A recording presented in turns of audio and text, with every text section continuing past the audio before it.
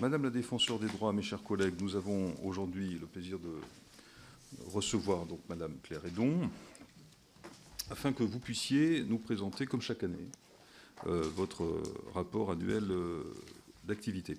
Avant de vous donner la parole, puis je donnerai la parole évidemment à chacun des représentants de groupe, cela va de soi, je précise que vous êtes accompagné notamment de votre secrétaire général, Madame Mireille Lecor, et de deux de vos adjoints, Madame Céline Roux, qui est derrière, adjointe chargée de la déontologie de la sécurité, un sujet que nous avons abordé à plusieurs reprises, et Madame Cécile Barrois de Sarigny, adjointe de l'accompagnement des lanceurs d'alerte. Elle est là. Là, mais je n'ai pas l'identité par contre de monsieur qui est derrière. Victor Mancier, qui est mon chef de cabinet. Très bien, nous le saluons. Madame la défenseure des droits, je vous laisse la parole.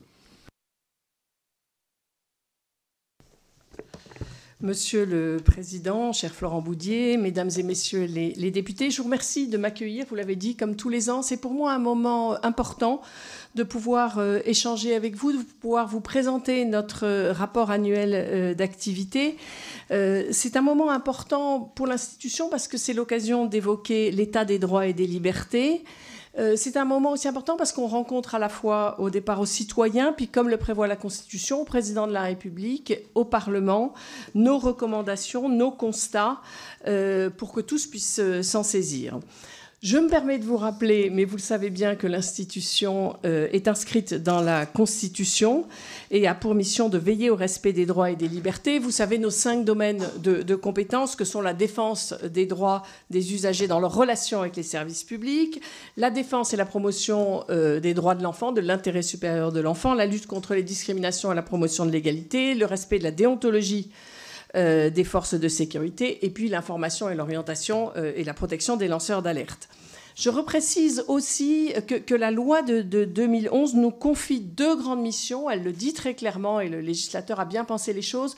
Protéger les droits, donc traiter les réclamations dans notre domaine de compétences, mais aussi promouvoir les droits et les libertés. Et c'est bien à ce titre-là que nous faisons régulièrement, rendons des avis sur des projets, propositions de loi, que nous faisons des rapports, que nous disons un peu ce qu'il faudrait faire pour que les droits soient mieux respectés.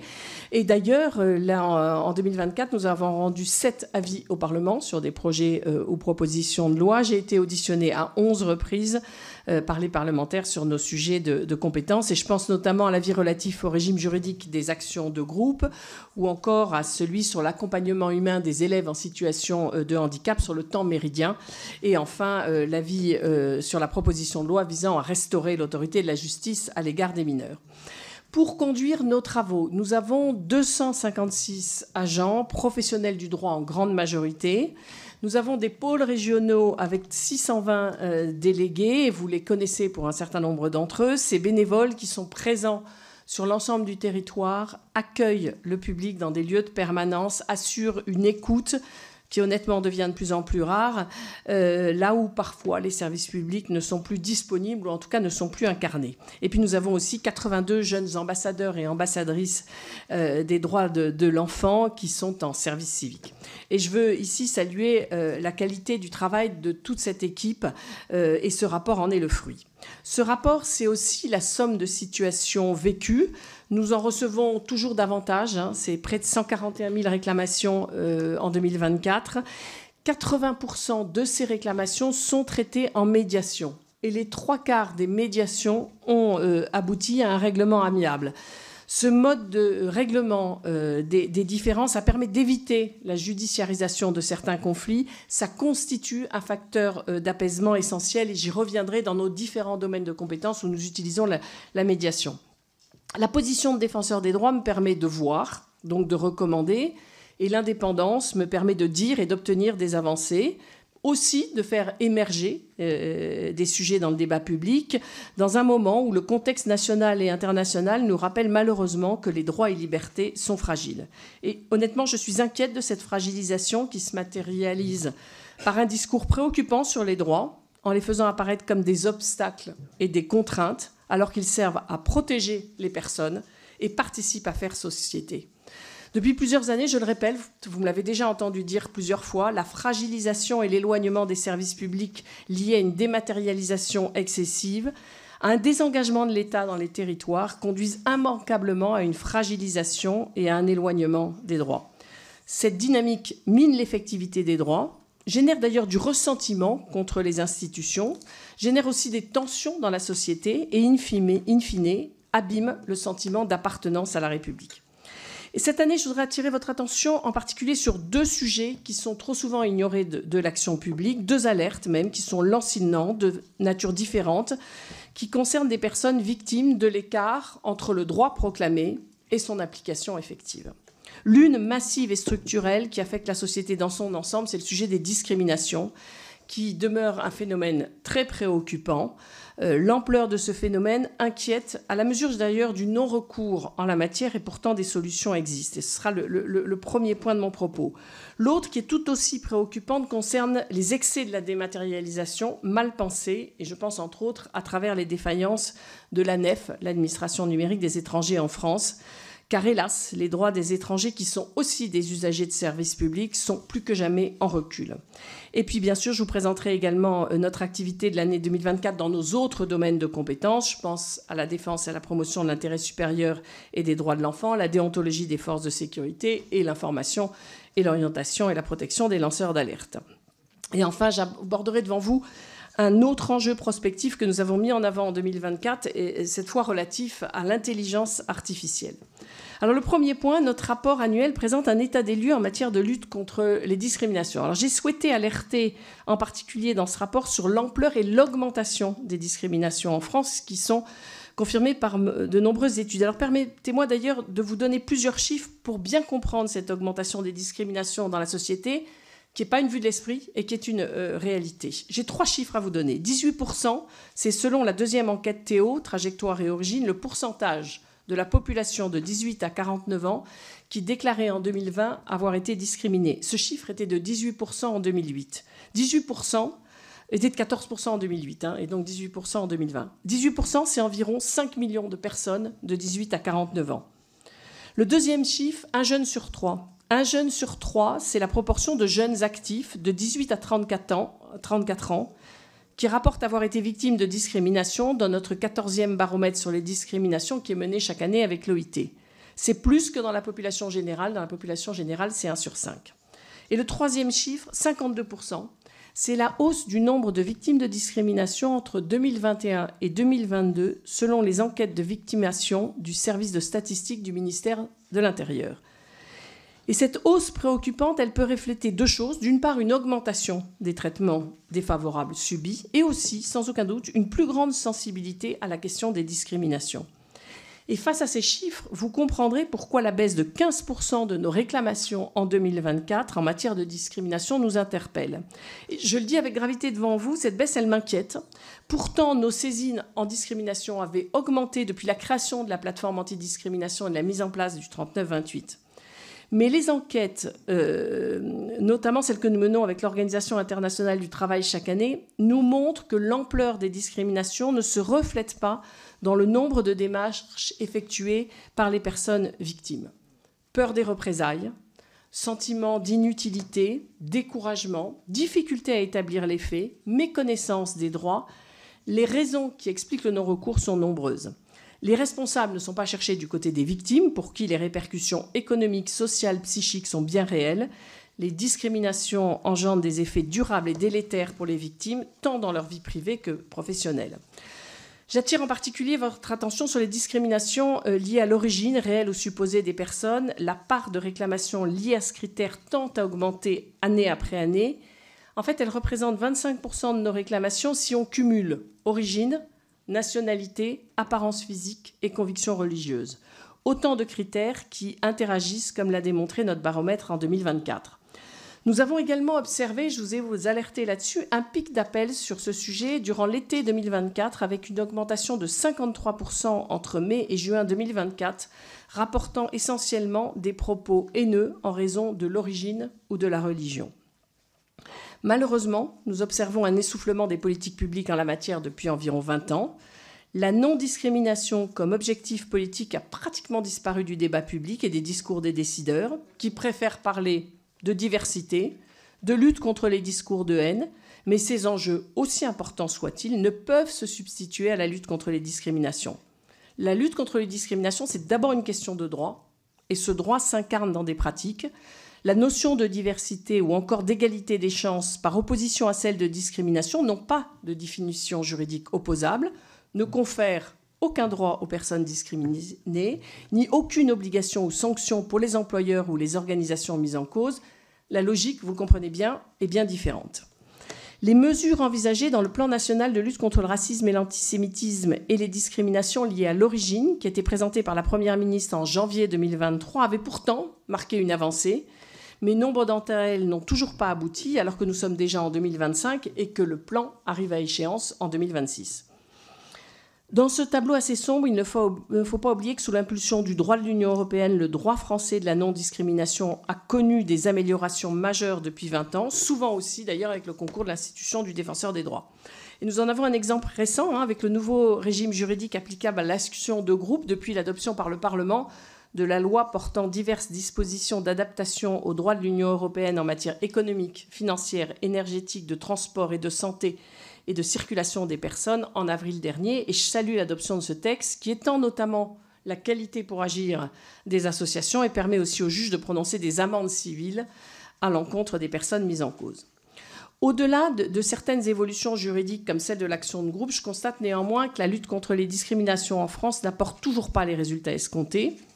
Le recours à la justice, quand il se fait, demeure une démarche lourde, pas toujours efficace. Apporter la preuve d'une discrimination reste difficile et les sanctions en cas de victoire sont peu dissuasives, surtout en matière pénale. Au demeurant, la démarche contentieuse n'est pas suffisante à elle seule quand elle est fondée sur une vision individuelle et réparatrice du droit. Elle doit être poursuivie, mais aussi être complétée chaque fois que c'est possible par l'exploration de la voie amiable, qui permet de résoudre rapidement certaines situations, peut servir aussi de point de départ à des modifications plus profondes des pratiques par l'espace de dialogue qu'elle offre. Et en 2024, l'institution a traité plus de 1200 dossiers de discrimination par cette voie, donc par la voie de l'amiable. Je voudrais vous en donner 2 exemples. On avait été saisi par l'intermédiaire d'un délégué territorial d'une réclamation relative à des difficultés pour une locataire d'accéder à un logement social décent. Et la réclamante a estimé être victime de discrimination en raison de sa particulière vulnérabilité économique, de son handicap, de son origine et de son patronyme. Et les conditions de vie dans son appartement ne lui permettaient pas d'y habiter puisqu'il n'y avait ni chauffage ni l'eau chaude. Elle a dû partager temporairement un appartement avec sa mère. Les 2 premières tentatives amiables avaient échoué. Nos services ont mené une instruction, donc dans ce cas-là, ça remonte au siège, auprès du bailleur mis en cause pour comprendre les difficultés. Compte tenu de la réponse obtenue, on a proposé une nouvelle tentative amiable qui, cette fois-là, a été acceptée par le bailleur et 2 délégués du défenseur ont rencontré les parties dans l'appartement de la réclamante. Cette rencontre, elle a permis à chacun de comprendre les difficultés et contraintes de l'autre, de trouver un accord convenant à chacun, garantissant leur relation contractuelle à l'avenir. Le bailleur social a proposé une solution rétablissant les conditions de vie acceptables dans l'appartement de la réclamante. Le deuxième exemple que je voulais vous citer, on a été saisi par une réclamante employée en qualité d'assistante d'éducation à contrat à durée déterminée dans un collège. Et elle estimait que le refus de renouvellement de son dernier CDD était fondé sur son état de grossesse. Elle a notamment fait valoir une concomitance entre l'annonce de sa grossesse et le non-renouvellement de son contrat. Et dans le cadre du débat contradictoire, le rectorat a produit des éléments qui n'ont pas été de nature à infirmer cette allégation. On a donc conclu que la réclamante avait été victime de discrimination en raison de son état de grossesse. On a recommandé à la rectrice de rappeler à ses services l'interdiction des discriminations et de se rapprocher de la réclamante en vue de procéder à la réparation de ses préjudices. Le défenseur des droits agit et donc obtient des résultats, que ce soit par la médiation, par ses observations en justice, par les décisions portant recommandation. Son action mériterait toutefois d'être soutenue par une politique publique forte de lutte contre les discriminations. Or, celle-ci se réduit trop souvent à une approche en silo, avec des actions ponctuelles dirigées vers certains critères de discrimination et dans certains domaines, comme l'emploi, en oubliant les autres sphères de la vie sociale, comme l'accès au logement. La lutte contre les discriminations doit constituer l'une des priorités de l'action de l'État. Il s'agit de garantir à chacune et chacun le droit de vivre dans la dignité, de bénéficier des mêmes opportunités, c'est-à-dire de garantir à toutes et à tous la même jouissance des droits et des libertés. Le premier pas à faire serait de communiquer largement pour sensibiliser et lutter contre le non-recours. Et j'invite en ce sens le gouvernement à se saisir de la question à travers une grande campagne de communication.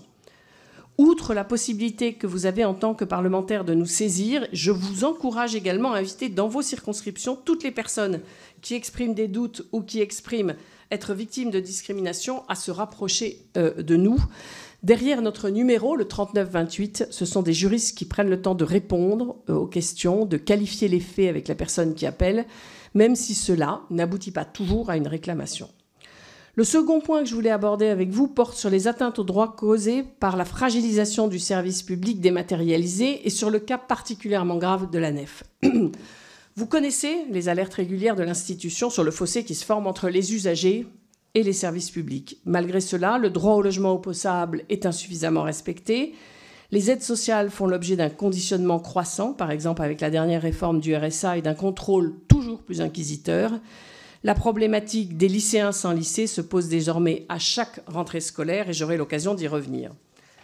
Permettez-moi d'insister sur le fait que je ne mets pas en cause l'action des agents publics, mais bien au contraire leur effacement, la surcharge de dossiers qu'ils doivent traiter. S'ajoute au désengagement de l'État, ou plutôt l'aggrave, l'accélération de la transformation numérique de l'administration, avec l'objectif, certes louable, de simplifier les démarches administratives, mais qu'en est-il des usagers ? Force est de constater que cette dématérialisation, censée faciliter l'accès aux droits, peut induire l'effet inverse. Chaque année, nous alertons sur des dysfonctionnements persistants, des choix de conception défaillants avec des bugs récurrents qui conduisent à une situation intolérable. Et j'ai alerté encore le Parlement il y a 2 semaines sur ce sujet lors de 2 auditions différentes dans le cadre de la mission d'information sénatoriale relative à l'accès aux services publics pour le renforcement et l'amélioration du lien de confiance entre les administrations et les usagers, et devant les députés du groupe d'études « Conditions d'accueil des migrants et mineurs non accompagnés ». Cette année encore, les relations des usagers avec le service public concernent près de 90% de nos réclamations. Parmi l'ensemble de nos réclamations, 37% concernent le droit des étrangers, et en réalité, je devrais parler plutôt de la question des titres de séjour et même de leur renouvellement. 37% en 2024, c'était 10% en 2019, un quart en 2023, c'est désormais plus d'un tiers et les premiers chiffres sur 2025 ne montrent pas une amélioration de la situation, même une aggravation. Je sais d'ailleurs que vous êtes nombreux à constater exactement les mêmes difficultés dans vos permanences parlementaires. Aujourd'hui, de nombreux services préfectoraux chargés de délivrer un titre de séjour ou d'en assurer le renouvellement ne parviennent plus à enregistrer et traiter les demandes dans des délais raisonnables. La multiplication des dysfonctionnements de l'administration numérique des étrangers en France, la NEF, prive trop souvent les personnes étrangères de la possibilité même de formuler une telle demande. Notre rapport thématique publié à ce sujet en décembre 2024 montre que les dysfonctionnements techniques sont légion, de l'empêchement de déposer un dossier à l'impossibilité de le compléter, ceci alors que le manque de solutions d'accompagnement et de substitution est criant. Chaque année, ce sont des milliers de personnes qui sont précarisées, mises en situation irrégulière, faute de vigilance de l'administration à leur apporter une réponse.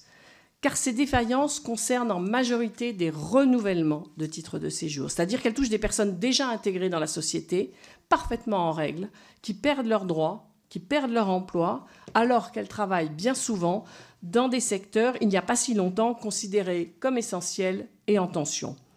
Les situations sont nombreuses et diverses. Je vais vous en donner 2 exemples. Une ressortissante marocaine confrontée à une usurpation d'identité via la NEF, qui l'a plongée dans une situation de précarité administrative et personnelle, ou un étudiant vietnamien entré avec un visa étudiant sur le territoire, puis malgré ses diligences pour faire renouveler son titre, il a été maintenu en situation irrégulière pendant plus de 2 ans.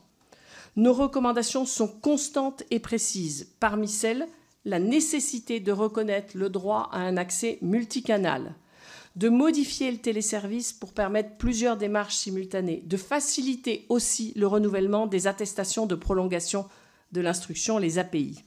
Il s'agit également de renforcer les moyens humains affectés aux préfectures, mises en difficulté au même titre d'ailleurs que le défenseur des droits et les tribunaux administratifs par cette situation de défaillance généralisée d'un service public. Alors, le ministre de l'Intérieur, Bruno Retailleau, a récemment répondu au constat que nous avons dressé concernant les difficultés rencontrées par les usagers sur la plateforme de l'ANEF. Alors, s'il reconnaît les dysfonctionnements et partage d'ailleurs notre analyse quant aux difficultés rencontrées, il estime toutefois que celles-ci ont été largement prises en compte et corrigées. Je tiens à le réaffirmer clairement ici, ce n'est pas le cas. Nous n'observons aucune diminution de nos saisines sur le sujet. De façon plus générale, le degré d'effectivité des droits des étrangers me paraît un marqueur essentiel du niveau de protection plus généralement accordé aux droits et aux libertés dans notre pays. Je souhaite également vous exposer rapidement notre action dans les autres domaines de compétences. D'abord sur la question des droits des enfants. On a publié en 2024, vous savez, notre rapport annuel sur les droits de l'enfant qui portait sur le droit à un environnement sain. Et ce rapport souligne l'urgence de renforcer les cadres juridiques et les politiques publiques de protection de l'environnement. Les enfants, particulièrement vulnérables, sont exposés au risque de pollution et de réchauffement climatique, compromettant leur accès à des ressources vitales comme l'eau et la nourriture. Je reste par ailleurs très inquiète des atteintes portées à l'intérêt supérieur de l'enfant que nous pouvons observer dans les 3073 réclamations dont nous avons été saisis en 2024 et qui tirent la sonnette d'alarme sur des situations graves et inquiétantes. Tout d'abord, des difficultés persistent dans le domaine scolaire. Ainsi, pour les enfants en situation de handicap, dont un bon nombre d'entre eux restent partiellement ou totalement déscolarisés, faute d'accompagnement humain, de structures adaptées ou de transports accessibles.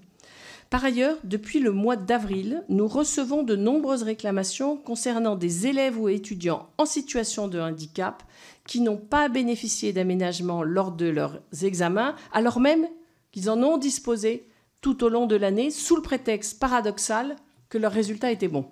Ce qui prouve plutôt que l'aménagement fonctionnait. Pour des lycées qui, à la rentrée 2024, n'avaient pas encore été affectés dans un établissement scolaire à la date prévue, ces lycéens sans lycée, on en comptait encore plus de 23 600 en 2024. Cette situation contribue au décrochage scolaire, remet en question les principes d'égalité d'accès aux services publics de l'éducation. Et puis enfin, depuis 2011, de nombreuses réclamations nous remontent concernant des violences éducatives au sein d'établissements scolaires. Ce n'est pas sans rappeler les débats qui se sont tenus dans cette Chambre dans le cadre de la commission d'enquête sur les modalités de contrôle par l'État et de la prévention des violences dans les établissements scolaires. J'ai été auditionnée fin mars comme privée. Enfin, il est incontestable que cette dernière année a été marquée par des débats intenses autour de la protection de l'enfance. Vous savez qu'en janvier dernier, on a adopté une décision cadre en la matière et que je suis d'ailleurs venue présenter à vos collègues de la Commission des affaires sociales. Les recommandations issues de la commission d'enquête sur les manquements des politiques publiques de protection de l'enfance à laquelle j'ai été auditionnée s'inscrivent en grande partie dans la continuité de celles qui ont été formulées par notre décision cadre. Il est urgent de mettre en place des mesures concrètes et efficaces, incluant un contrôle renforcé des établissements et un suivi rigoureux des professionnels afin de mettre un terme aux violences dont les enfants sont encore trop souvent victimes, entre autres à l'école. Une école devant garantir leur sécurité, favoriser leur apprentissage et préserver leur épanouissement. Proclamer les droits de l'enfant ne suffit pas. Il faut les garantir dans chaque école, dans chaque foyer, dans chaque territoire. En ce qui concerne la déontologie des forces de sécurité, notre rapport souligne tout d'abord que si le contrôle hiérarchique et interne est essentiel à la légitimité des forces de sécurité, nous avons été frappés à plusieurs reprises dans l'instruction des réclamations de recevoir des rapports incomplets, erronés ou minimisant les incidents dont nous étions saisis. En 2024, 2434 saisines nous sont parvenues en la matière. Nous avons constaté des défaillances dans le contrôle hiérarchique face à des manquements à la déontologie de la part d'agents, inaction de supérieurs lors d'abus, enquête non diligentée, absence de contrôle effectif lors d'événements à forte exposition médiatique comme la finale d'une grande compétition au Parc des Princes par exemple. J'aimerais également évoquer une décision que nous avons rendue le 23 décembre 2024. C'est précédent, c'est en 2024. C'était le Stade de France, mais il y a eu... Oui, Stade de France. J'aimerais également évoquer une décision que nous avons rendue le 23 décembre 2024 portant sur les conditions de prise en charge par les forces de l'ordre d'une femme qui présentait une altération de ses facultés mentales en raison probablement d'une soumission chimique, ainsi que sur les modalités de son placement en cellule de dégrisement. Cette décision a mis en lumière la difficulté que rencontrent parfois les forces de l'ordre pour distinguer un état d'alcoolisation d'un cas de soumission chimique. Et dans cette décision, nous recommandons que des mesures efficaces soient prises en vue d'améliorer les techniques de détection de la soumission chimique, notamment en sensibilisant les services de police dans le cadre de leur formation, en facilitant aussi l'accès à des kits de détection dans les commissariats de police, dans les gendarmeries et aussi dans les unités médico-judiciaires. Face à ce constat, la formation en déontologie prend tout son sens et en 2024, grâce aux équipes du Défenseur des droits, 3 898 élèves gardiens de la paix ont bénéficié de formation aux règles déontologiques au cours de 28 sessions dans 11 écoles métropolitaines. Ces formations rappellent que la déontologie n'est pas une contrainte, mais un cadre protecteur qui légitime l'action de sécurité. Ensuite, j'aimerais revenir sur notre compétence dans la protection des lanceurs d'alerte. Elle est devenue ces dernières années un pilier essentiel de la démocratie et de la transparence en France. Et en 2024, l'institution a connu une hausse significative des saisines de personnes souhaitant être accompagnées après avoir signalé des faits graves, mettant en jeu l'intérêt général, passant de 134 réclamations en 2022 à 519 en 2024, soit une hausse pour l'année 2024 de 70%. Pour faire face à cette évolution, un pôle spécialisé a été créé au Défenseur des droits. Il incarne aujourd'hui une expertise unique, capable d'intervenir dans tous les secteurs, de soutenir efficacement les lanceurs d'alerte, que ce soit dans la reconnaissance de leurs droits ou la défense contre les représailles. Les exemples de 2024 parlent d'eux-mêmes, des salariés ou des fonctionnaires, tous confrontés à des mesures de rétorsion après avoir osé parler. Et grâce à l'intervention du Défenseur des droits, plusieurs licenciements ont été annulés, des droits reconnus et des atteintes réparées. Au-delà de cette mission de protection, l'institution a pris une place centrale dans la réorientation des alertes, agissant comme le trait d'union entre les multiples autorités concernées, santé, vie privée, corruption et consommation. Enfin, 2024 marque aussi la sortie de notre premier rapport bisannuel sur les lanceurs d'alerte. 3 recommandations principales en ressortent. Amélioration de la communication autour du dispositif légal entourant les lanceurs d'alerte, qui est encore peu connu. Améliorer le soutien financier et psychologique à leur égard. Et réévaluer le périmètre des autorités externes chargées de recueillir les signalements, c'est-à-dire les AERS, afin par exemple que soient notamment inclus les agences régionales de santé. Faire connaître, protéger, accompagner, telle est aujourd'hui la triple exigence qui s'impose à nous, car les lanceurs d'alerte ne doivent plus être perçus comme des perturbateurs, mais au contraire comme des vigies de l'intérêt général, et le Défenseur des droits y veillera. Enfin, pour terminer, je souhaiterais aborder devant vous un autre enjeu prospectif qu'on a mis en avant en 2024, ceci à travers un travail portant sur l'intelligence artificielle. L'IA est une source de progrès indéniable, mais aussi de menaces sur les droits et libertés, à travers notamment les algorithmes. Ils sont présents dans le recrutement et la gestion des ressources humaines, ou bien aussi dans l'accès aux biens et services. En matière de prestations sociales et de lutte contre la fraude, le recours au data mining dans la lutte contre la fraude présente des risques de biais discriminatoires. Un travail est en cours dans mes services pour permettre de mieux comprendre comment cette lutte doit reposer sur des outils et procédures qui ne portent pas atteinte aux droits des populations déjà précaires.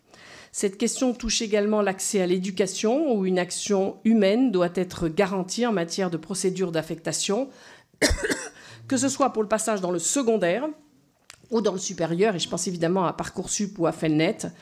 Notre rapport Algorithmes, systèmes d'IA et services publics, quels droits pour les usagers, publié en novembre, permet de faire un état des lieux de ces questions. Mesdames et messieurs, les valeurs fondatrices de la République, la liberté, l'égalité, la fraternité, revêtent, au-delà des mots gravés sur le fronton de nos édifices, des réalités concrètes. Défendre les droits et libertés, veiller à leur application effective, est une nécessité pour les personnes concernées. J'en perds ma voix. Oui, c'est toujours à des endroits précis. C'est la mission confiée par l'institution, par la Constitution à l'institution du Défenseur des droits, qui contribue ainsi à une justice, à une société plus apaisée et plus juste. Dans le contexte qui est le nôtre, le Défenseur des droits est l'une des institutions qui contribue à garantir l'état de droit, promeut et fait respecter les droits et libertés fondamentaux. C'est aussi cela qui contribue à la démocratie. Le Défenseur des droits constitue un pôle de stabilité, de permanence, et je forme le vœu qu'avec votre concours, nous continuons à avancer des propositions pour lutter contre les atteintes aux droits qui ronge la cohésion sociale et pour que le droit n'oublie personne, et d'ailleurs que personne n'oublie le droit. Merci Madame la défenseure. Vous allez avoir maintenant le temps de retrouver votre voix précisément. Je vais tout de suite donner la parole aux différents représentants des groupes. Je rappelle que les interventions sont pour 2 minutes. Philippe Schreck pour le groupe Rassemblement National. Merci Monsieur le Président. Madame la défenseure des droits, vous faites dans votre rapport annuel le constat d'une hausse des discriminations liées à l'origine et à la religion. Et vous liez cette hausse à 3 phénomènes: une plus grande connaissance du fait discriminatoire, un contexte économique défavorable et certains discours amplifiés par les réseaux sociaux. Naturellement, vous n'ignorez pas que les actes et délits antisémites en France ont eux aussi fortement progressé depuis de longs mois et depuis les pogroms commis en Israël. Des discours quasi négationnistes d'une partie de la classe politique très active sur les réseaux sociaux, et vous avez relevé l'amplification des réseaux sociaux, instillent un antisémitisme d'ambiance. Et il y a 3 jours, il n'est pas vain de rappeler que le mémorial de la Shoah, des écoles, des restaurants juifs ont été souillés par d'immondes dégradations. Je souhaite savoir, Madame la rapporteure, car votre rapport annuel ne comporte que quelques lignes sur le sujet, si cet antisémitisme a une traduction en matière de processus de discrimination. Les avez-vous relevés? Comptez-vous proposer des avis, des recommandations permettant de contribuer à l'amélioration de la sécurité des Français de confession juive, à prévenir, à lutter contre les discriminations dont ils pourraient faire l'objet ou dont ils font sûrement actuellement l'objet? Je vous remercie. Merci. La parole est à Guillaume Gouffier-Valente pour le groupe EPR. Merci Monsieur le Président. Merci Madame la défenseure des droits pour votre intervention complète, précise, qui nous est utile pour, je pense, poursuivre nos travaux. Je reviendrai sur quelques points pour questionner sur certaines précisions. Dans votre dernier rapport d'activité, vous évoquez la persistance de discrimination liée à l'état de grossesse, en citant le cas d'une assistante d'éducation qui a été victime de discrimination, son CDD n'ayant pas été renouvelé. Ce type de situation est intolérable. Nous avons début mai adopté à l'unanimité une proposition de loi de notre collègue Prisca Thévenot sur le sujet. Quel regard portez-vous sur cette proposition de loi de manière plus générale concernant les discriminations dont le niveau est insupportable dans notre pays? Peut-être quelle préconisation faites-vous de manière urgente? Ma deuxième question porte sur le baromètre des services publics dont les résultats sont sortis il y a quelques jours. D'après les résultats, sur un échantillon de près de 25 000 usagers, 69% des personnes se déclarent satisfaites des services publics. Dans ce même baromètre, plus de 7 usagers sur 10 estiment avoir été accueillis avec bienveillance et respect. Comment analysez-vous ces résultats et avez-vous été associés, vous et vos équipes, à la réalisation de cette étude?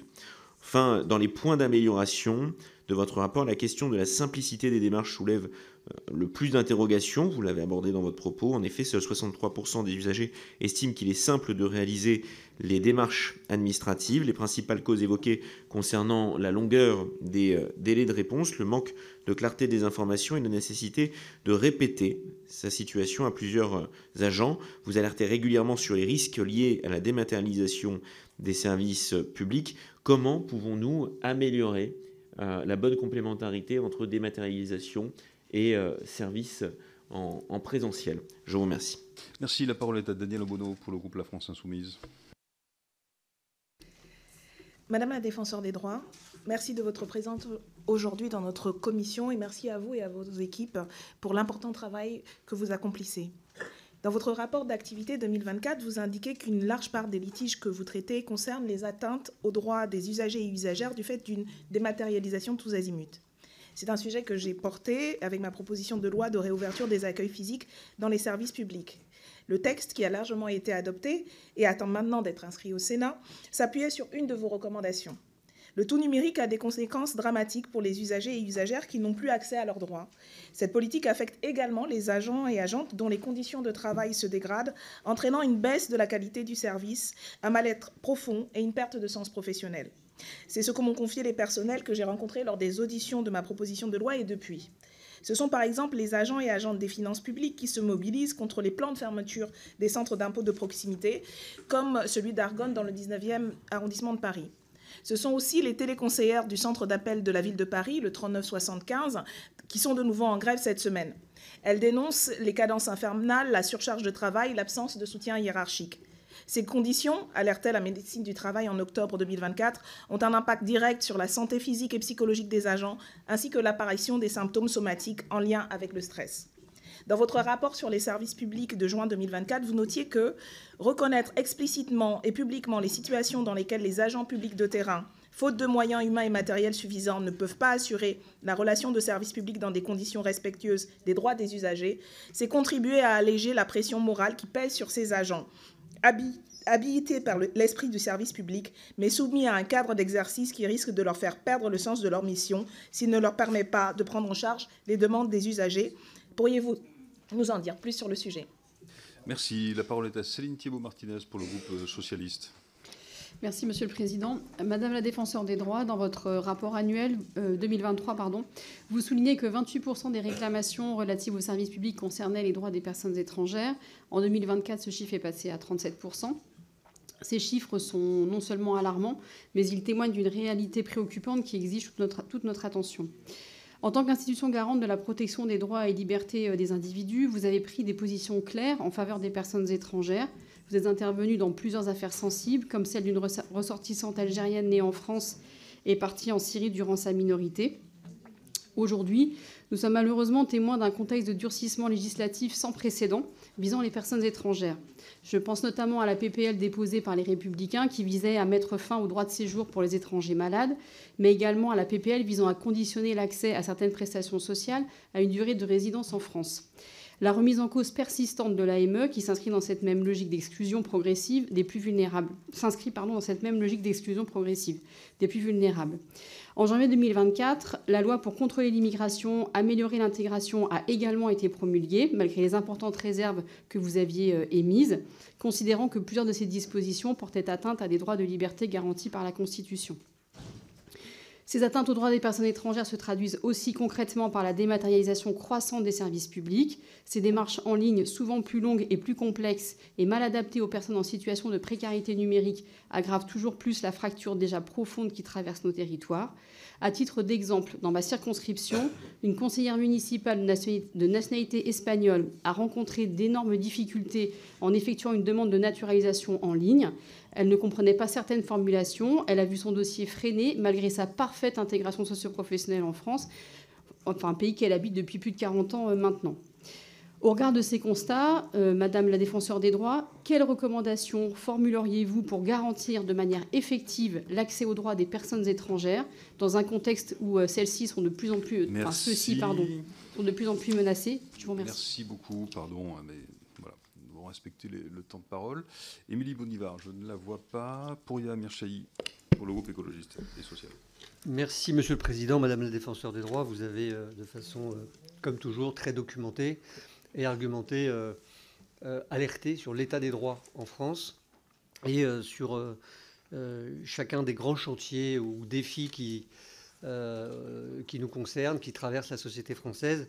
Non seulement fait un état des lieux, mais aussi fait des recommandations que j'invite tout le monde à lire, et en particulier sur des sujets tels que les discriminations, vous les avez évoquées tout à l'heure, la maltraitance faite aux étrangers aussi, notamment lorsqu'ils sont mis de plus en plus dans une situation administrative, dans une insécurité administrative grandissante, la déshumanisation, voire via la dématérialisation notamment et l'intelligence artificielle, le non-recours au droit, dont vous avez parlé, la protection de l'enfance évidemment, l'importance d'encadrer et de rendre effectif la déontologie des autorités administratives et de la police en particulier, et enfin la protection des lanceurs d'alerte. Je m'arrête là simplement pour souligner à quel point votre travail, vos travaux et tout le réseau qui y contribue, vous l'avez évoqué tout à l'heure, nous permettent de mieux nous rendre compte de façon incarnée, précise,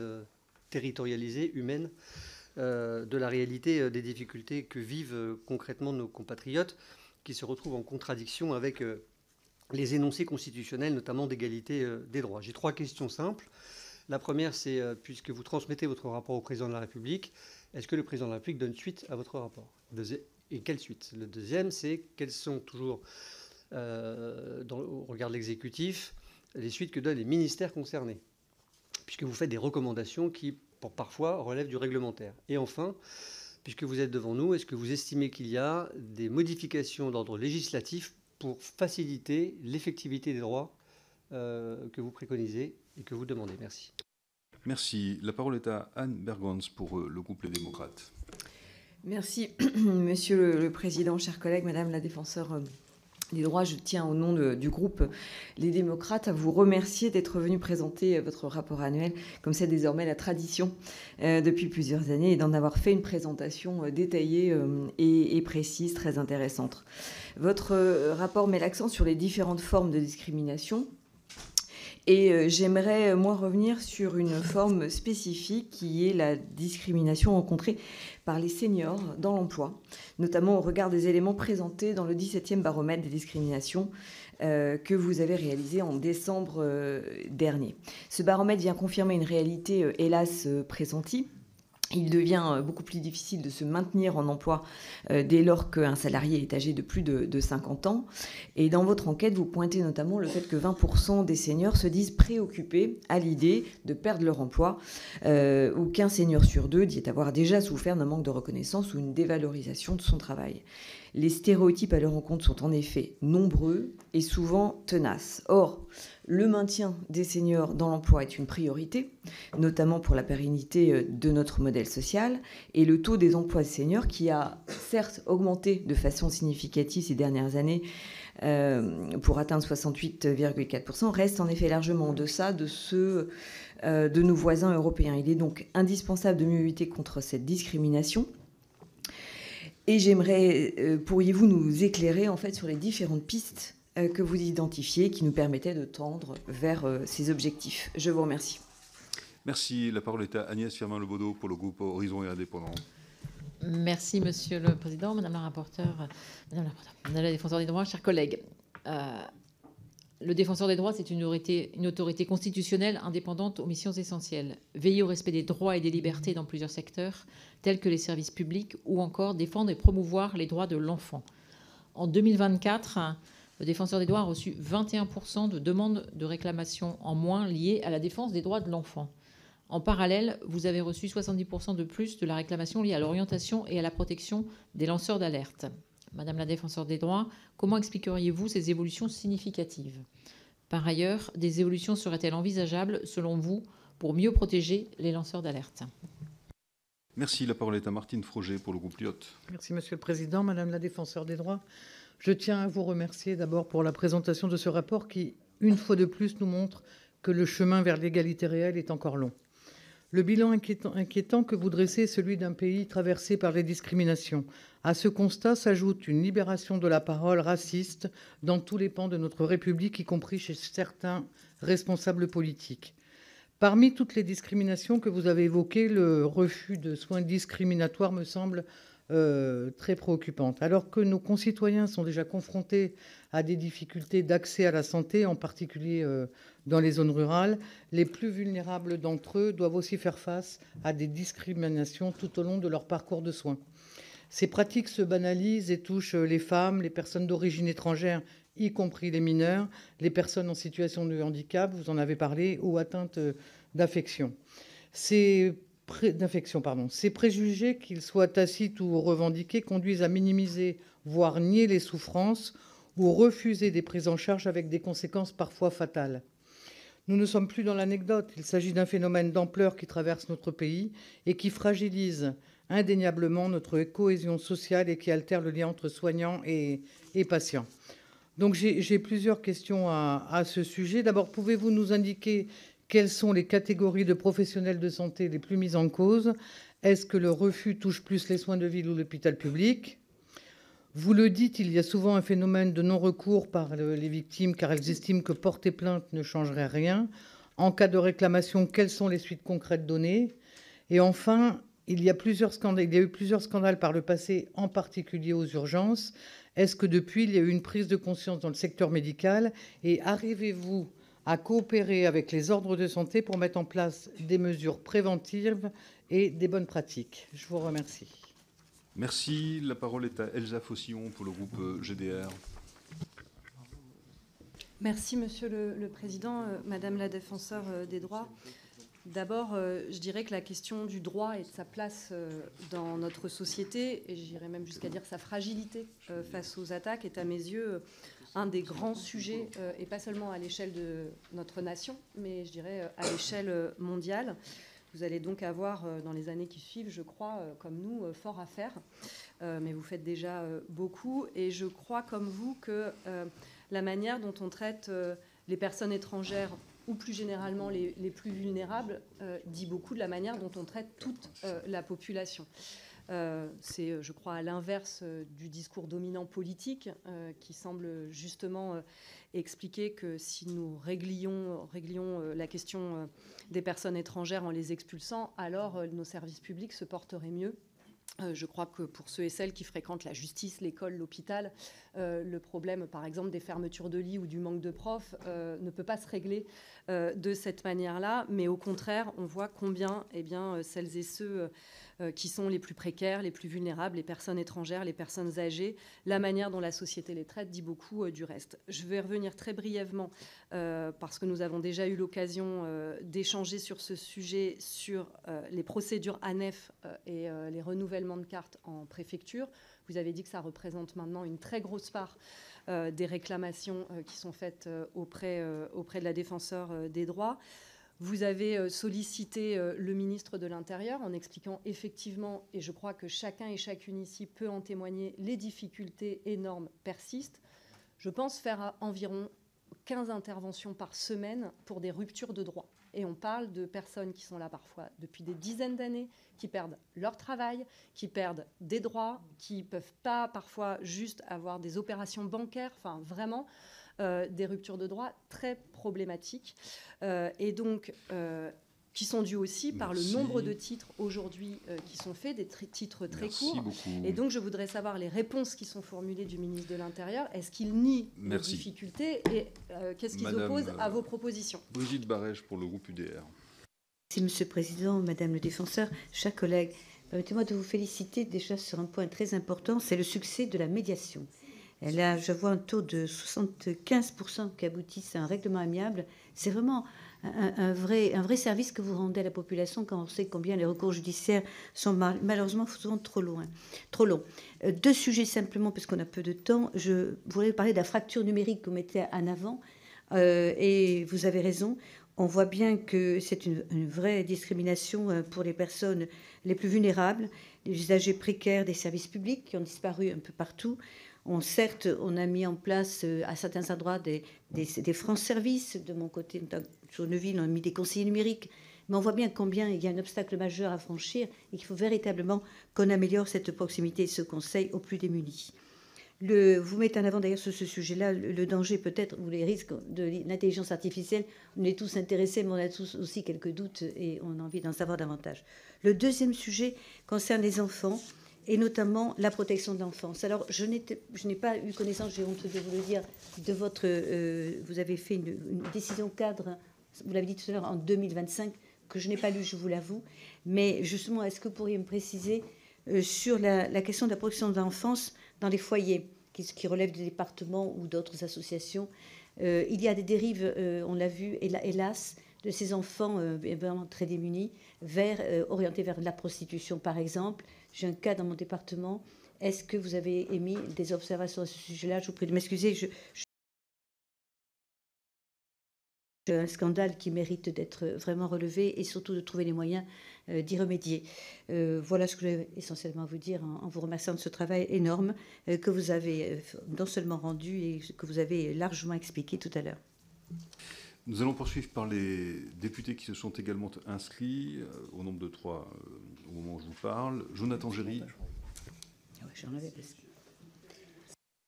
Merci, Monsieur le Président, Madame la Défenseure des droits. Vous faites le constat malheureux d'une hausse des discriminations liées à l'origine et à la religion des personnes. Vous dites dans votre rapport que ces diverses hausses des discriminations rapportées peuvent s'expliquer par une combinaison de facteurs sociaux, économiques et politiques. Tout d'abord, cette hausse, selon vous, peut s'expliquer par un contexte économique défavorable qui augmente la compétition pour l'accès à des ressources limitées telles que l'emploi ou le logement. Ensuite, et c'est ici que je voudrais un peu plus m'arrêter, vous dites que certains discours politiques et médiatiques, largement reproduits et amplifiés sur les réseaux sociaux, stigmatisent les immigrés et certaines minorités, et légitiment, ce faisant, les discriminations. Vous rapportez l'analyse du comité onusien se disant, je vous cite, « préoccupé par le discours politique raciste tenu par des responsables politiques à l'égard de certaines minorités ethniques, en particulier les Roms, les gens du voyage, les personnes africaines, les personnes d'origine arabe et les non-ressortissants. » Mais je veux attirer votre attention sur un point qui m'a surpris. Le rapport reste muet sur d'éventuelles discriminations subies par des personnes de confession juive. Pourtant, nul n'ignore la recrudescence des atteintes antisémites sous toutes leurs formes. Pouvez-vous nous éclairer sur ce point? Merci. La parole est à Béatrice Rouleau. Merci, Monsieur le Président. Madame la Défenseure des droits. Sur les nombreux sujets figurant dans votre rapport d'activité 2024, j'en ai sélectionné un qui me tient particulièrement en cœur, dont j'ai parlé à plusieurs reprises dans l'hémicycle. Il s'agit du refus de recueillir une plainte, car comme vous le savez, parmi les refus de plainte, il y a celle des femmes victimes de violences conjugales. Bien des efforts ont été faits en la matière. Les officiers de police judiciaire et gendarmes sont maintenant mieux formés pour les recueillir. Néanmoins, il reste encore trop de femmes à qui l'on propose de déposer une main courante à la place d'une plainte qui n'entraîne pas le même effet juridique et qui ne déclenchera pas d'enquête. À la décharge des professionnels, il faut savoir qu'en l'absence de preuves, la plainte risque d'être classée sans suite et qu'ils sont déjà en sous-effectif pour recevoir les victimes. Or, le dépôt d'une main courante prend beaucoup moins de temps que celui d'une plainte. Cependant, il est impératif de trouver une solution pour éviter que des femmes ne repartent du commissariat sans avoir été entendues, crues et soutenues, car dans beaucoup de féminicides, la victime avait déjà tenté de porter plainte. Vous indiquez qu'en cas de difficulté, le délégué territorial du défenseur des droits peut agir en qualité de médiateur. Mais d'une part, vous faites remarquer vous-même que cette faculté est ignorée des plaignants, et d'autre part, pensez-vous que cela se soit suffisant pour régler les problèmes de refus de plainte? Ne faudrait-il pas, comme je l'ai vainement proposé par le biais d'amendement, modifier l'article 15-3 du Code de procédure pénale pour écarter la possibilité de dépôt d'une main courante en lieu et place d'une plainte?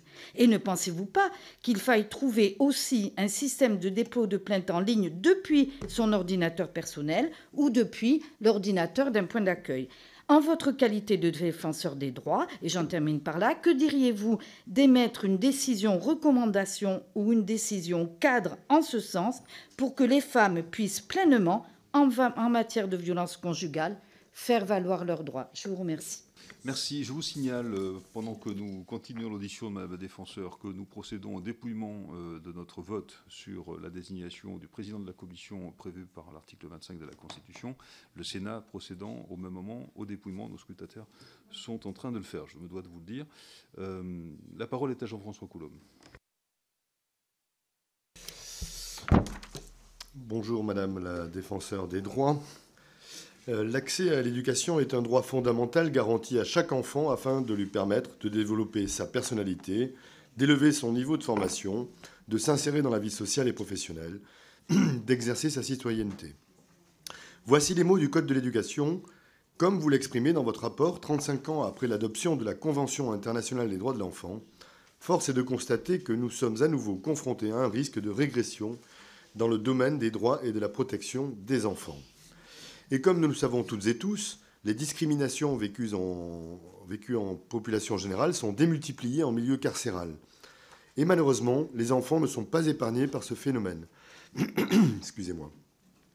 Puisque cela concernera de plus en plus d'enfants au regard de la récente proposition de loi Attal qui multiplie les peines d'emprisonnement pour mineurs, il semble fondamental d'aborder leur situation et notamment leur droit à l'éducation. Il n'est pas évoqué dans votre rapport la particularité de l'accès à l'éducation pour les enfants détenus, droit particulièrement entravé. C'est ce que j'ai pu constater en visitant l'EPM de Marseille et qui, selon mes sources, n'est pas propre à ce seul établissement pour mineurs. Le manque de personnel et le taux d'absentéisme très élevé des surveillants pénitentiaires impactent leur accès à l'éducation. En effet, cela mène à un véritable confinement en cellule, sans accès aux cours ni activités, avec pour priorité la sécurité, la promenade et l'accès aux soins, selon les mots de la chef d'établissement. Quand on sait que les établissements pour mineurs ouverts en 2007 ont été créés pour pallier le dysfonctionnement des quartiers mineurs des prisons en donnant la priorité à l'éducatif, au mieux cela nous questionne, au pire cela nous inquiète profondément. Quid du droit constitutionnel que le droit à l'éducation? Quid de nos engagements internationaux qui consacrent eux aussi ce droit fondamental? Vous parlez de la présence de vos délégués dans les établissements pénitentiaires pour entendre, échanger, aider les personnes détenues. Ainsi, ma question est celle de savoir s'ils interviennent aussi en établissement pour mineurs. Merci. Et le cas échéant, que constatent-ils en termes d'accès à l'éducation des enfants et quelles sont les réclamations que vous en faites à ce sujet? Merci. La parole est à Paul Christophe, non pas pour le groupe, mais pour lui-même. Paul Christophe. Merci beaucoup, Monsieur le Président. Chers collègues, Madame la Défenseure des droits, je voudrais vous remercier, moi aussi, pour le travail que vous menez, pour la clarté de vos expressions et pour l'intérêt que tout ce que vous arrivez à rassembler comme information et comme action présente pour notre action à nous en tant que parlementaires. Et on retrouve dans notre action au quotidien de très nombreux constats que vous faites devant nous maintenant. Je voudrais vous poser une question très rapide, au nom aussi de ma collègue Céline Thibault-Martinez. Les statistiques qui sont présentées au début du rapport, est-ce que vous disposez des données par sexe ? Et est-ce que ce serait possible d'avoir cette analyse-là, si vous en disposez? Parce qu'il y a sûrement quelques conclusions à en tirer aussi sur ce plan-là. Merci beaucoup. Merci. Dernier orateur inscrit, Fabien Di Filippo.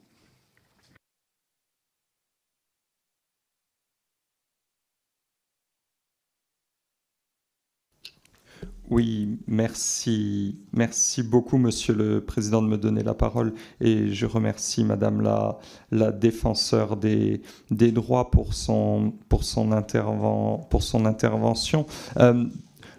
Vous avez souligné la problématique du droit des détenus et des conditions de détention. Aujourd'hui, la question que je souhaitais poser, eh bien, elle concerne la présence des stupéfiants et le travail dans les prisons. Est-ce que aujourd'hui, eh bien, l'accès au travail, les conditions, l'obligation d'avoir une activité en prison ne paraissent pas prioritaires?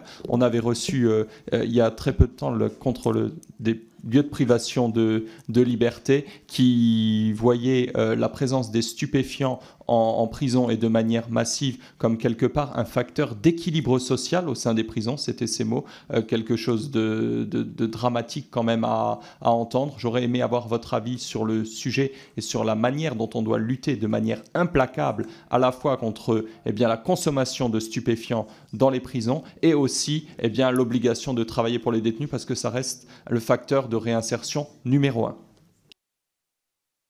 Merci. Il n'y a plus, je crois, d'orateurs inscrits. Je vais devoir, Madame la Défenseure des droits, proclamer les résultats des votes sur la commission à l'article 25 qui présume d'un débat à venir sur le mode de scrutin législatif, en tout cas peut-être. Voici les résultats de la commission des lois de l'Assemblée nationale. Nombre de votants 34, bulletins blancs ou nuls 7, suffrages exprimés 27, pour 25, contre 2. Le cumul des résultats, commission des lois, Sénat, Assemblée nationale, nombre de votants 60, bulletins blancs ou nuls 8, suffrages exprimés 52, seuil des 3/5 des suffrages exprimés 32, pour 50, contre 2. La proposition du Président de la République est donc ainsi validée. Madame la Défenseure des droits, je vous en prie.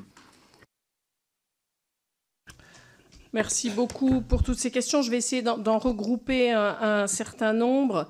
Je vais commencer par la question sur les actes antisémites que je trouve effectivement excessivement inquiétants. Et je vais vous rappeler les compétences de l'institution qui est compétente sur la discrimination, mais pas sur les propos racistes, sexistes, homophobes et antisémites.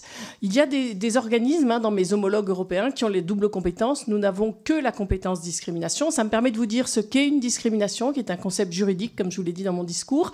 C'est une inégalité de traitement, un traitement défavorable dans un des domaines prévus par la loi, et les domaines sont l'emploi et l'accès aux biens et services, et dans un des critères prévus par la loi, et nous avons 27 critères prévus par la loi. Donc je ne suis compétente que sur cette partie. Et dans le rapport annuel, je signale en page 23 et 25, vous pourrez aller le regarder, ou 21 et 25, la question de l'antisémitisme, de l'augmentation des actes antisémites. Donc nous le constatons, parce que si nous ne sommes pas compétents pour les propos, il s'avère qu'en fait les discriminations s'appuient souvent au départ sur des propos. Il y a un continuum entre les paroles qui sont prononcées et les actes discriminatoires. Et nous sommes aussi compétents parce que la jurisprudence a aussi reconnu la réalité qu'un simple propos pouvait être un acte discriminatoire, du harcèlement discriminatoire, et là nous sommes compétents. Et la même chose, la discrimination d'ambiance, il n'est pas nécessaire que la parole dite ait été dite à destination d'une personne, mais si vous avez dans une entreprise en gros des propos sexistes en permanence, on peut considérer qu'il y a un harcèlement discriminatoire lié effectivement au fait d'être une femme. Mais ce que nous constatons pour l'instant, c'est que nous ne sommes pas saisis de situations de discrimination liées à l'antisémitisme. En revanche, je suis en échange régulier, entre autres là, avec le CRIF, parce que je n'ai pas de doute qu'il y a des situations qui sont proches du harcèlement et du harcèlement discriminatoire sur lequel nous pourrions être compétents. Et je vous signale aussi, et je vous l'ai dit dans mon discours, en mai et juin, l'augmentation de plus de 50% des appels au 3928, c'était aussi pour des propos racistes, homophobes, antisémites, menés dans l'ensemble de la population, et sur lesquels on est évidemment alerté, même si on n'est pas forcément compétent, mais ça dit quelque chose de l'atmosphère assez générale. Ça me permet de continuer avec la question de la discrimination grossesse. C'était vraiment aussi une de mes grandes surprises, moi, quand je suis arrivée dans l'institution, alors qu'en fait, on a une loi qui est très protectrice et pas compliquée et relativement simple, du nombre de situations que nous observons de discrimination liée à la grossesse. Dans l'emploi public, c'est plutôt des CDD non renouvelés. Et dans l'emploi privé, honnêtement, c'est des femmes retour congé maternité qui sont poussées à la démission et poussées vers la sortie. Je trouve ça... Je continue à trouver ça excessivement inquiétant, et nous sommes obligés de rappeler la loi dans ces cas-là. Vous me demandez qu'est-ce qu'on a pensé de la proposition de loi qui était sur la question du projet de grossesse, en fait, et de cette partie-là. En fait, nous, on n'est pas convaincus de l'intérêt de cumuler les critères. En fait, nous, cette question-là, on pouvait l'aborder par deux biais. Toute la question santé, en fait, la discrimination pour raison de santé fait partie des critères, et donc on peut y rentrer par ça, on peut y rentrer par la question de la grossesse, et il n'y avait pas besoin de rajouter un critère. Ce qui m'ennuie dans l'ajout perpétuel de critères, c'est que ça ne permet pas de lutter efficacement en fait contre les discriminations. Donc ce n'est pas l'ajout d'un critère qui va permettre de mieux lutter contre les discriminations. Mais nous, on avait tout à fait moyen d'aborder cette question-là en passant justement par le critère de la santé et de l'état de santé. Sur la question de l'étude sur les services publics, on n'a pas été associé à cette enquête, mais évidemment qu'on l'a regardée avec beaucoup d'attention. Ce qui est assez intéressant dans cette enquête, c'est qu'il n'y a pas la même satisfaction suivant les services publics et suivant aussi les personnes, et des personnes plus en situation de précarité et difficile en sont moins satisfaites. Ça me permet aussi d'élargir sur toutes les questions de discrimination, et vous avez été plusieurs à aborder cette question-là. Je voudrais vous signaler quand même l'étude du CREDOC qui est sortie il y a un peu plus d'un mois, qui montre que 44% de la population en France dit être en difficulté pour faire des démarches numériques. C'est 44%. C'est pas que les personnes âgées, c'est pas que les personnes en situation de handicap. Qu'est-ce que ça dit ? Moi, je n'ai pas de critique sur le fait de dématérialiser les démarches. Le problème n'est pas d'avoir dématérialisé. Le problème, c'est d'en faire la seule porte d'entrée. Ça, c'est pas possible. Et c'est le cas, pas simplement sur la nef, c'est le cas sur l'ANA pour ma prime rénov'. C'est le seul mode d'entrée. Et le problème, il est là. C'est de pouvoir déposer un dossier papier. C'est de pouvoir avoir un rendez-vous avec une personne, quelqu'un au téléphone qui connaît le dossier et qui est capable de vous répondre, et pas simplement une plateforme téléphonique. Donc, qu'est-ce que ça nous dit ? On a besoin d'humains, on a besoin d'agents dans les services publics qui rendent très concret l'accès aux droits, et on en a besoin. Mais je redis que mon propos n'est pas une critique de la dématérialisation, mais le fait qu'il n'y ait pas l'accompagnement à côté et que ce soit la seule porte d'entrée. Et une de nos demandes, que ce soit pour MaPrimeRénov' ou que ce soit pour la NEF, pour le droit des étrangers, c'est la possibilité de déposer un dossier papier. Je vous rappelle juste la décision du Conseil d'État sur la question des droits des étrangers qui avait dit qu'il fallait qu'il y ait la possibilité, quand on n'arrive pas à faire les démarches numériques, de pouvoir déposer un dossier papier. Nous, ce qu'on observe, c'est que ce n'est pas effectif, ou dans de très rares préfectures. Et alors, ça me permet de compléter aussi sur votre question. Alors, nous, ce qui nous intéresse, c'est que les impôts, ça marche relativement bien. Parce que les impôts, vous pouvez modifier à tout moment votre déclaration. Ça a été bien conçu. Et ça, c'est un point important. Parce que MaPrimeRénov', comme la NEF, une fois que vous avez déposé votre demande, vous ne pouvez plus la modifier. Mais ça veut dire que vous pouvez même plus changer un numéro de téléphone, une adresse mail. Et en fait, ça n'a pas été conçu de la même manière. Et pourtant, le fait de pouvoir modifier est une bonne chose. Et le fait de pouvoir rencontrer... Alors nous, on est toujours inquiets aussi quand on supprime des accueils dans les différents services publics. Juste une parenthèse là-dessus. Les espaces France Service sont un mieux et améliorent particulièrement dans les zones rurales, mais ce n'est pas suffisant parce que ce ne sont pas des agents des différents services publics. Alors, il y a, et quand j'étais en Meuse, il y a un des espaces France Service qui accueille des permanences de la CAF, de la CPAM. Et dans ces cas-là, c'est important. Et alors, je peux vous dire aussi que j'étais en Guyane et j'ai vu une pirogue France Service, ou alors là, dans cette pirogue France Service qui va à Camopi, donc au fin fond de la forêt amazonienne, ce sont des agents de la CAF, de l'assurance maladie, des impôts. C'est absolument remarquable et il faut saluer l'engagement de ces agents de service public parce que c'est quand même 4 heures de pirogue pour y aller dans des conditions qui ne sont pas forcément faciles. La question sur les atteintes aux droits des étrangers qui augmentent, je suis excessivement inquiète. Et je ne sais pas comment faire comprendre à la population dans son ensemble que quand on commence à toucher les droits de certains, on va toucher l'ensemble des droits des personnes. Arrêtons. Et ce qui se passe avec la NEF est exactement, regardez, avec l'ANA et MaPrimeRénov'. C'est la même chose. Donc, en fait, penser qu'on peut raisonner différemment sur la question des droits, sur la question des étrangers ou des Français. Je suis excessivement inquiet de ce que vous avez dit. Nous le voyons là, tous ces derniers mois, particulièrement augmenté.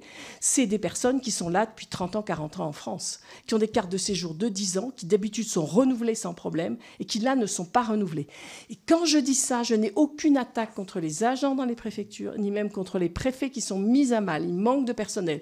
Mais quand on fait une loi qui multiplie aussi les titres de séjour de courte durée, on multiplie les renouvellements. Et c'est comme ça qu'on met à mal aussi une préfecture qui n'arrive plus à traiter tous les dossiers. Parce que ce qui se passe, c'est que les préfectures n'arrivent pas en ce moment à traiter tous les dossiers. Nos recommandations, il y en a une excessivement basique qui pourrait être appliquée assez facilement. C'est la question du renouvellement automatique de l'API, de l'attestation provisoire d'instruction, par le système de la NEF. La première API, elle est délivrée parce qu'il y a constitution du dossier ensemble. Le renouvellement des API, il n'y a pas d'étude du dossier entre-temps. C'est simplement tous les 3 mois, les préfectures sont obligées de renouveler les API. Les API vous permettent de rester en situation régulière.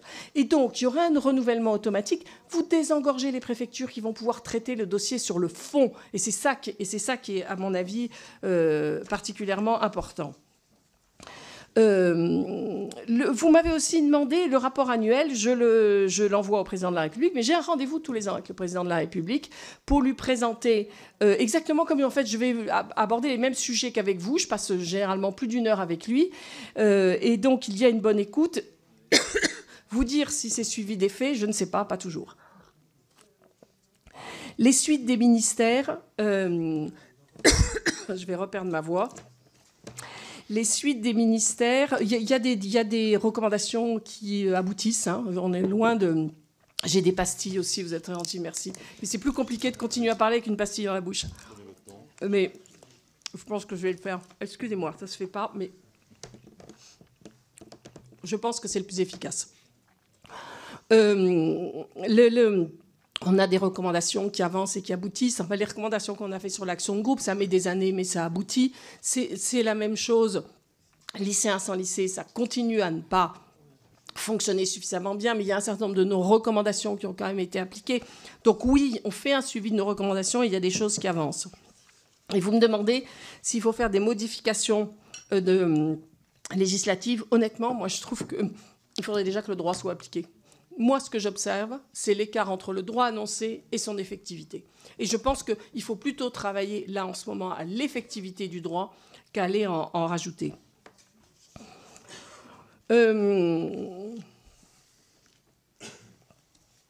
Pour ce qui est de la discrimination dont sont victimes les seniors, effectivement, on a souhaité, notre baromètre OIT, hein, qui est tous les ans, on a souhaité l'année dernière le faire sur la discrimination liée à l'âge.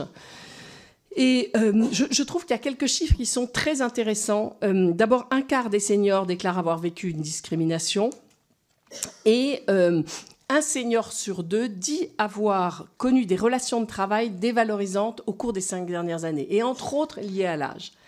Et troisième chiffre qui pour moi est important, c'est que parmi les seniors, ceux qui sont perçus comme non blancs déclarent 2 fois plus de discrimination.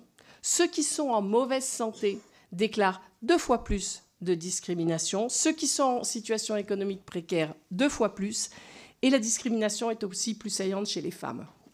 Ce qui est intéressant, c'est qu'on aborde bien là, le cumul des critères et l'addition des critères qui rend plus difficile cette question du maintien dans l'emploi. On a été aussi assez intéressé par des situations de personnes qui ont elles-mêmes fait un testing, c'est-à-dire qu'au bout de 3 ans, en ayant marre de ne pas trouver de travail, sur un envoi de CV où ils ne sont pas convoqués pour un entretien, on renvoyait un deuxième CV avec en gros le même parcours professionnel, mais en changeant l'âge, et là, ils ont été convoqués. Quelques recommandations. D'abord, informer les personnels sur leurs droits. Expliquer que c'est une discrimination, c'est déjà aussi un point important. Faire des campagnes de sensibilisation. Former les employeurs, les recruteurs. Intégrer aussi les enjeux du vieillissement au cœur des préventions et de santé au travail. Parce qu'on voit aussi beaucoup, à partir du moment où ils sont en situation plus difficile de santé, des pertes d'emploi alors qu'ils sont en emploi. Et puis une anticipation aussi des fins de carrière. Madame, elle est partie. Sur les questions du fait qu'on a moins de réclamations sur les enfants, en fait, on se dit, il y a des moments, il ne faut pas simplement compter en chiffres, mais quand on a des réclamations qui concernent tout un département sur le dysfonctionnement de la protection de l'enfance, on pourrait compter en nombre d'enfants qui sont concernés et on augmenterait totalement nos chiffres. Par contre, je trouve toujours que les enfants ne connaissent pas suffisamment leurs droits et le fait qu'ils peuvent nous saisir gratuitement sans forcément un adulte. Et c'est un message que nous souhaitons faire passer. Sur la question de la protection des lanceurs d'alerte, il n'y a pas de doute que la loi de 2022 a amélioré la protection des lanceurs d'alerte. Et ça, dans notre rapport bisannuel, on l'a tout de suite signalé. Je voudrais dire aussi que c'est un exemple où on a bien travaillé avec le législateur, avec le député Waserman, qui, puisqu'on était l'autorité indépendante chargée de cette question, est venu nous voir, a vu, nous, les difficultés qu'on observait, et il y a eu de nettes avancées dans la loi de 2022. Il reste quelques écueils. Une mauvaise information sur les processus et les procédés pour faire une alerte. Et les entreprises et l'administration ne communiquent pas assez sur ces systèmes d'alerte. Et d'ailleurs, quand une entreprise ou une administration nous dit qu'elle n'a aucune alerte, ça nous inquiète beaucoup, parce que ce n'est pas forcément bon signe. La deuxième chose, c'est qu'il faut revoir le décret sur la liste des AERS, des autorités externes de recueil des signalements, parce que, par exemple, la médiatrice de l'éducation nationale y est, mais elle n'a pas de pouvoir d'enquête. Et je vous l'ai dit tout à l'heure, les agences régionales de santé n'y sont pas. Or, elles devraient y être. Donc là, on travaille avec le ministère de la Justice pour essayer d'améliorer ce décret. Et puis, il faut aussi un soutien psychologique et financier des lanceurs d'alerte pour qui la situation est particulièrement difficile. Et je tiens à vous dire d'abord que nous, les lanceurs d'alerte, nous avons des personnes qui sont des aides-soignantes dans les EHPAD, des agents dans les crèches sur des questions de maltraitance. Les lanceurs d'alerte ne sont pas tous sur des situations économiques, mais aussi des situations de maltraitance. Et ce qui est aussi important sur les lanceurs d'alerte, c'est qu'ils contribuent à l'intérêt général. Et c'est parce qu'on a eu un certain nombre d'alertes que des questions, par exemple, de pollution d'un cours d'eau ont pu être arrêtées, que des situations de maltraitance dans un EHPAD ont aussi pu être arrêtées. Ils jouent un rôle absolument essentiel. Sur la question de la discrimination liée à l'accès aux soins, En fait, on s'est lancé dans ce rapport parce qu'on est assez frappé du faible nombre de réclamations qui arrivent devant les ordres, qui arrivent devant l'assurance maladie et qui arrivent devant une institution comme les nôtres. Et donc, quand on fait un rapport comme celui-là, on s'appuie à la fois sur les réclamations que nous avons reçues, on mène des auditions et on a fait un appel à témoignages et 1500 récits ont été reçus à la fois de patients mais aussi de soignants de ce qu'ils pouvaient observer. Qu'est-ce qu'on constate? D'abord, il y a une discrimination dans l'accès aux soins, des refus de prise de rendez-vous et essentiellement cette question. Et on alerte aussi sur la question de la prise de rendez-vous qui ne peut pas se faire que sur Internet. Ce n'est pas possible pour une partie de la population. On a vu aussi des discriminations dans la prise en charge, des consultations écourtées, des minimisations de la douleur, des refus d'examen, des défaillances dans les traitements. Évidemment, on constate une aggravation de l'état de santé des patients. Et alors, on a quelques recommandations, je vous en cite 3. Élaborer une stratégie nationale de prévention et de lutte contre les discriminations dans les soins. Faciliter aussi le recours et prononcer des sanctions effectives, proportionnées et dissuasives. Ça veut dire en fait qu'il faut des affiches dans tous les hôpitaux, cabinets médicaux qui disent ce que sont les discriminations et les possibilités de recours. Mesurer, documenter, rendre visibles ces discriminations. Vous savez que nous réclamons à corps et à cri depuis plusieurs années un observatoire qui permette justement d'évaluer les discriminations dans leur ensemble et entre autres celle-là. Et on le constate, la discrimination, je veux dire, aussi bien dans les hôpitaux que dans les cabinets. Et il faut vraiment appeler à une prise de conscience sur ces questions-là et de formation.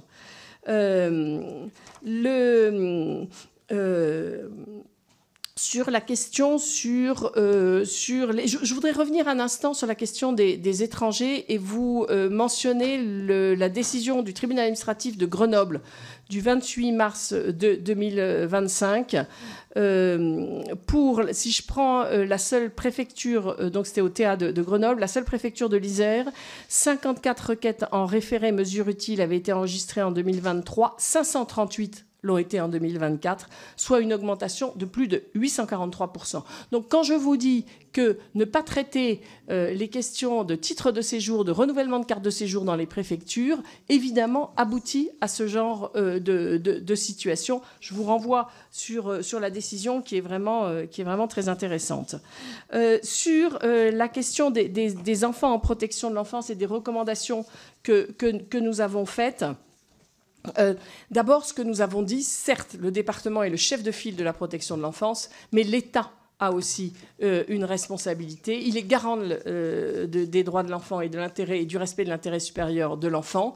Et quand la protection de l'enfance est en difficulté sur l'accès aux soins, sur l'accès à l'école, évidemment que le département, dans ces situations, ne peut pas tout faire. Et nos recommandations sont allées aussi bien vers le département que vers l'État, les ARS, les préfectures. Nous sommes évidemment, comme vous, alertés sur les scandales de prostitution et de traite des êtres humains. C'est bien pour cela que nous demandons que l'ensemble des enfants, mineurs non accompagnés compris, soient accueillis dans des foyers et non pas dans des hôtels, puisque c'est dans ce genre de situation qu'il y a un risque de traite des êtres humains, aussi bien sur les questions de prostitution que sur les questions de soumission à des actes de délinquance. Et c'est bien pour ça que nous disons toujours qu'il faut traiter l'ensemble des enfants et de leurs droits, quelles que soient leurs origines.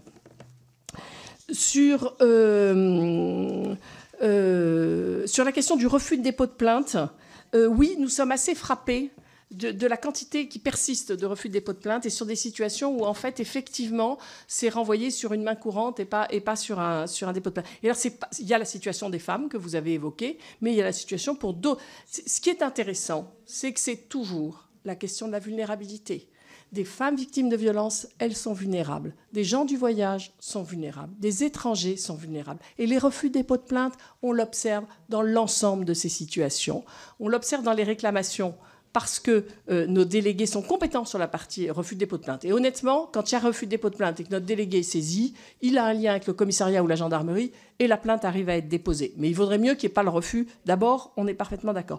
Et on a fait mener aussi un travail de recherche justement sur l'accueil en commissariat et dans les gendarmeries. Et c'est quand même très intéressant de voir que cet accueil s'est quand même professionnalisé. Il y a eu des avancées, mais il reste des difficultés. Et il reste des difficultés, c'est intéressant, sur des populations vulnérables. Et j'ai oublié de citer d'ailleurs les populations vulnérables, les personnes handicapées, qui ont aussi, quand elles vont dans un commissariat, plus de mal à pouvoir déposer plainte. Sur la question de la... Alors, sur la question de la plainte en ligne, moi, juste, je vous redis que je ne veux pas du tout dématérialiser. Donc, il y a une possibilité de dépôt de pré-plainte en ligne, mais il ne faut pas... Enfin, la question dématérialisée, il ne faut pas que ce soit... Mais ce n'est pas ce que vous avez voulu dire. Voilà, la seule porte d'entrée, ce serait une porte d'entrée supplémentaire.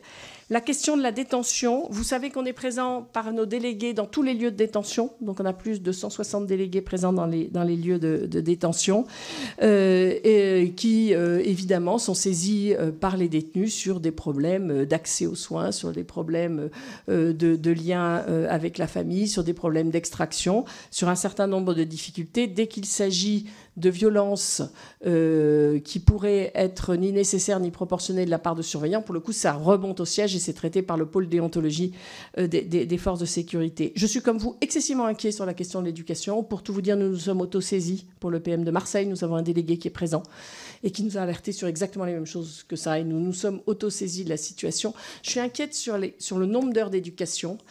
Dans les EPM jusqu'à maintenant, les nombres d'heures d'éducation marchaient plutôt bien. Ça ne marche pas bien dans les quartiers pour mineurs et ça marche encore moins bien pour les filles. Ça, c'est absolument fascinant sur la différence entre les deux et ça, on l'observe. Donc, on a une inquiétude sur la question de l'éducation. J'ai une inquiétude sur l'accès au sport. Quand dans des EPM, il y a 1 heure de sport par semaine, excusez-moi, ce n'est pas un système éducatif que de ne pas faire du sport à des jeunes. Personne ne l'accepterait pour ses enfants. Pourquoi on l'accepterait pour ses enfants Et donc, oui, nous restons très inquiets sur la situation en détention, sur la surpopulation carcérale qui, dans les maisons d'arrêt, peuvent attendre 150%, 200%, et évidemment porte atteinte aux droits des détenus et complique aussi le travail des surveillants. Sur la question de l'accès au travail, absolument essentiel.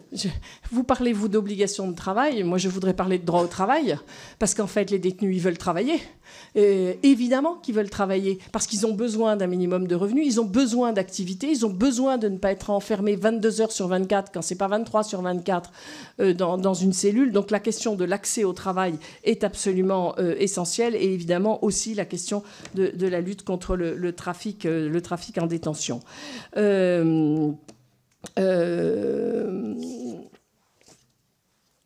Je crois que j'ai fait le tour de toutes vos questions. Est-ce qu'il y a quelque chose que je... Ah oui, dans nos saisines, les femmes...